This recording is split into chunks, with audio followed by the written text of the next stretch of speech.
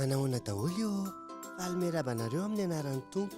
Tonga soa eto amin'ny baibolin'ny ankizy ahitanao fampianarana soratra masina amin'ny alalan'ny sariny aina sy hira fiderana ho an'Andriamanitra. Arahinao isaky ny alarobia. Manasantsika ankizy rehetra ary hiaraka hikasaka amin'ny fanjakan'Andriamanitra amin'ny alalan'ny baibolin'ny ankizy. Azadino ny manaraka tsy tapaka ny baibolin'ny ankizy amin'ny YouTube sy ny Facebook. Ny nanomboana an'i Jesosy teo amin'ny hazo fijaliana.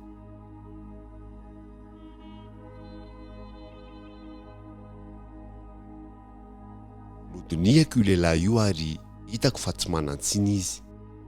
Lazo Pilato fa hokapohana izy ary ho alefany handeha avy eo.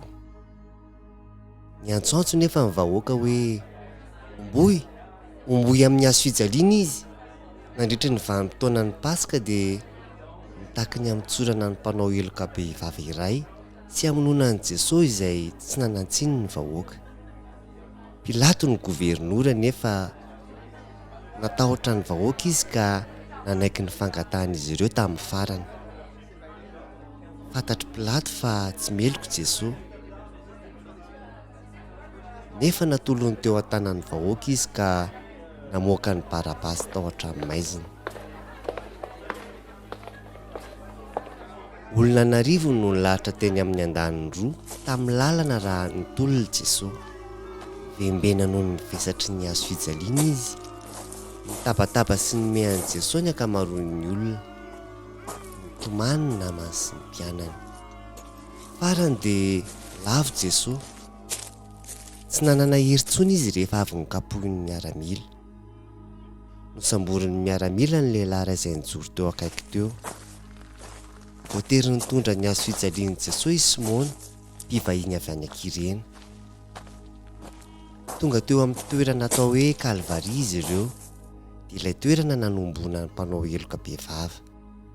Nanosika an'i Jesosy tamin'ny fomba fihainao bibiana teo amin'ny hazo fijaliana ireo miaramila. Nofantsiany izy ireo tamin'ny fantsika lava sy vaventy teo amin'ny ato-tanany sy ny tongony. Avy eo dia nobatainy ny hazo fijaliana ary nalatsany teo amin'ny tany mba hijoroany. Mafy ny fitaintainany. Ny fanomboana no fomba mampahory sy feno bibiana indrindra monoana olona. Nefa Jesosy dia nangataka tamin'iray mba hamela ny heloko ireo olona manenjika azy satria tsy fantany izay ataony. Ny vahoaka dia nijery ireo mpitarika nanesoan'i Jesosy. Hoy izy ireo, namonjy ny hafa saingy tsy afaka manavotra ny tenany izy. Niomehan'i Jesosy ny miaramila. Nanao takelaka sy nametaka izany teo ambony lohan'i Jesosy izy ireo, nanao hoe ity mpanjakan'ny Jiosy. Nofantsihana tamin'ny hazo fijaliana niaraka tamin'i Jesosy koa ireo jiolahy. Niomehan'i Jesosy ny iray tamin'izy ireo ka nanao hoe, raha ianao ny Mesia, borifohy izany amin'ny famonjena ny tenanao sy izahay. Fa namaly kosa ilay mpangalatra iray hoe, mendrika no faty sika noho ny heloko anataontsika. Fa ity lehilahy ity nefa dia tsy nanao na inona na inona.